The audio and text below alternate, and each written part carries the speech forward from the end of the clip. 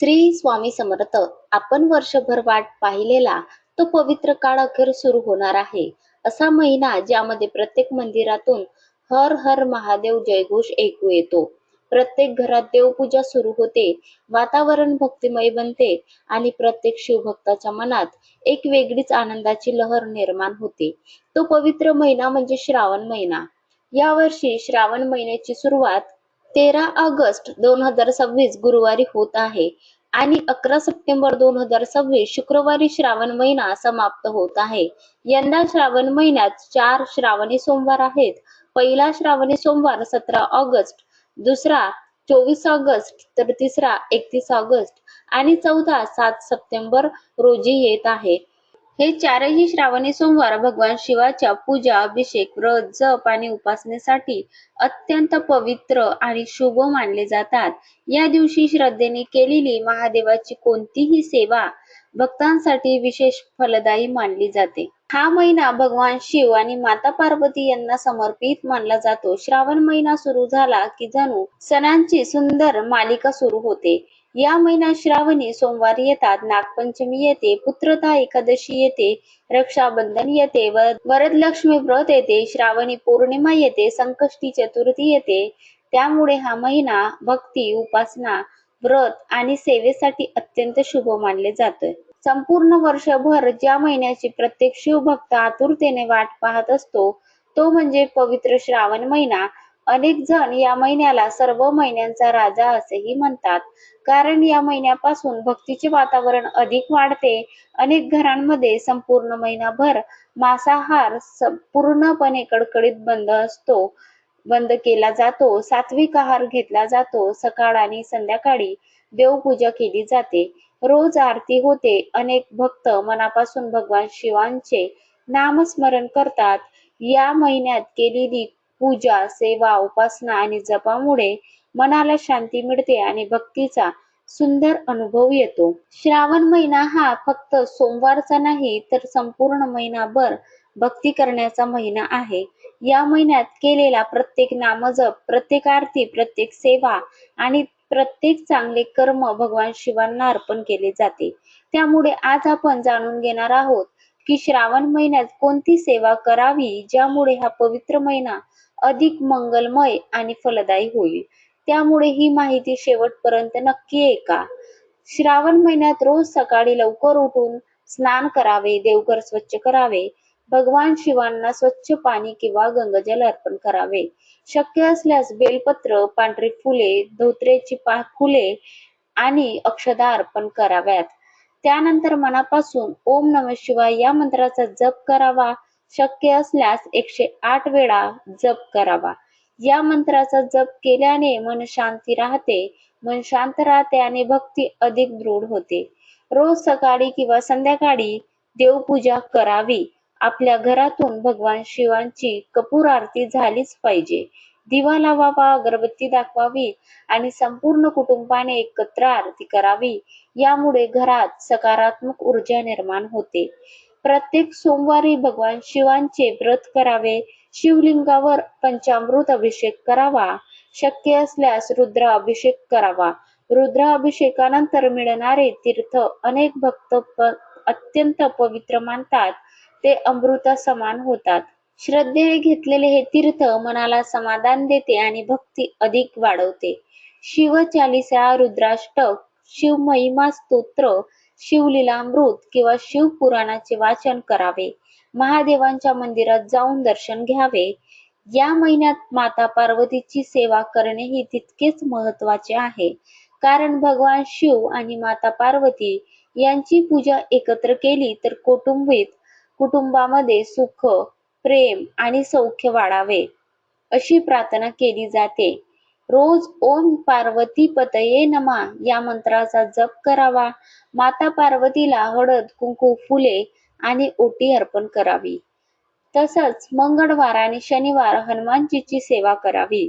हनुमान चालीसा म्हणावी. मारुतीरायाला शेंदूर, तेल आणि रुईची फुले अर्पण करावीत. श्रीराम नामाचा जप करावा. हनुमानाची भक्ती केल्याने धैर्य, आत्मविश्वास आणि सकारात्मक विचार वाढतात. शनिवारी शनिदेवाची पूजा करावी. तिळाच्या तेलाचा दिवा लावावा, काळे तीळ अर्पण करावेत, गरजू व्यक्तींना अन्नदान किंवा वस्त्रदान करावे.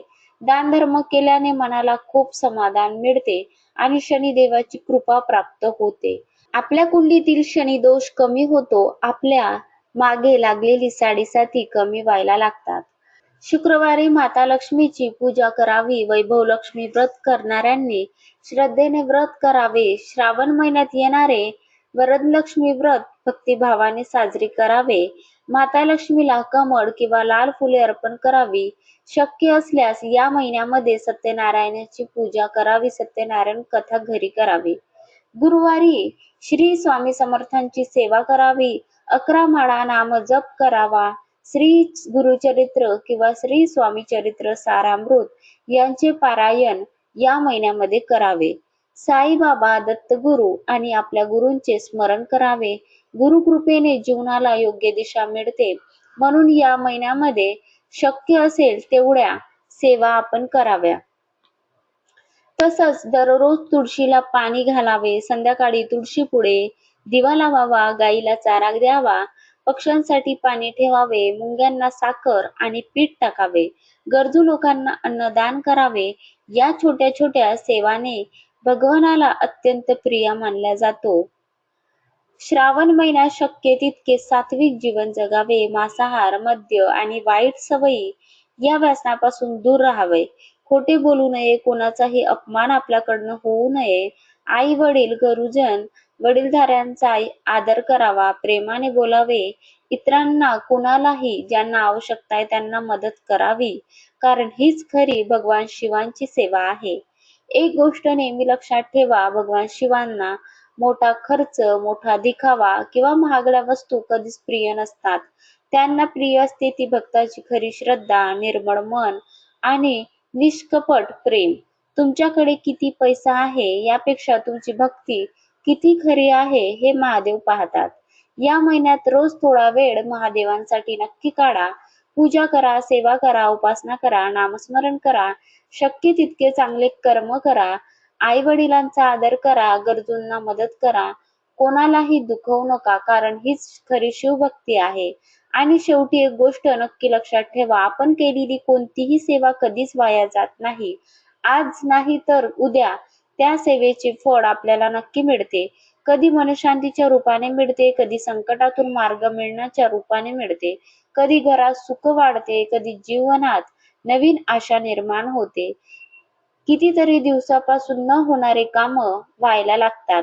जेव्हा आपण मनापासून भगवान शिवांची सेवा करतो तेव्हा आपल्या स्वभावातही सुंदर बदल होतो. राग कमी होतो, अहंकार कमी होतो, लोभ कमी होतो, मन शांत राहते, वाणी गोड होते, सुंदर बोलायला लागतो, दुसऱ्या विषयी प्रेम आणि आदर वाढतो. हीच महादेवांच्या सेवेची खरी कमाई आहे. सेवा म्हणजे फक्त देवासमोर दिवा लावणे नाही. सेवा म्हणजे मन शुद्ध करणे, चांगले विचार ठेवणे, आई वडिलांची सेवा करणे, गरजूंना मदत करणे, कोणाचेही मन न दुखावणे आणि प्रत्येक काम भगवान शिवांना अर्पण केल्याच्या भावनेने करणे. म्हणून या पवित्र श्रावण महिन्यात जास्तीत जास्त पूजा करा, व्रत करा, सेवा करा, उपासना करा, नामस्मरण करा, कारण श्रावण महिना वर्षातून फक्त एकदाच येतो. या पवित्र काळातील एकही दिवस वाया जाऊ देऊ नका. भगवान शिव आणि माता पार्वती यांच्या चरणी मनापासून प्रार्थना करा. त्यांच्या कृपेने तुमच्या घरात सुख, शांती, आरोग्य, समृद्धी, समाधान आणि अखंड लक्ष्मी नांदो, भक्ती नांदो. तुमच्या घरावर त्यांची कृपा सदैव राहो आणि तुमच्या हातून अशीच सेवा आयुष्यभर घडत राहो. हर हर महादेव. ओम नमः शिवाय. ही संपूर्ण माहिती आवडली असेल तर व्हिडिओला एक लाईक करा आणि चॅनलवरती नवीन असल्यास चॅनलला सबस्क्राईब करायला विसरू नका. श्री स्वामी समर्थ. जय जय स्वामी समर्थ.